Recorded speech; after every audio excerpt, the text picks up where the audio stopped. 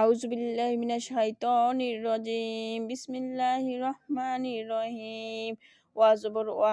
এখানে লামে গিয়ে লামের দিছে লাম লাম যে লিল লামের উপরে জজম আছে। এখানে যেন ওয়া লিল খাড়া জবর থাকলে এক আলিফ টানিয়ে পড়িতে হবে। ওয়া লিল কাফি জেরের বা মিয়া সাকিন থাকলে এক আলিফ টান দিতে হয়। এক আলিফ মাদ্দে আসলি। ওয়া লিল কাফিরিনা ইয়াজাবুন আলিম।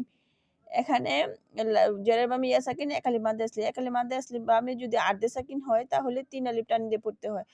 এক জবর এক জের এক পেশ, দুই জের দুই পেশ থাকিলে দম ফেলিবার সময় আর্ধে সাকিন হয়ে যায়। এই যে এখানে ২ পেশ আছে। এজন্য এটা আমি এখানে দম ফেলবো। এই যে এখানে গুল আছে ওয়াকফ।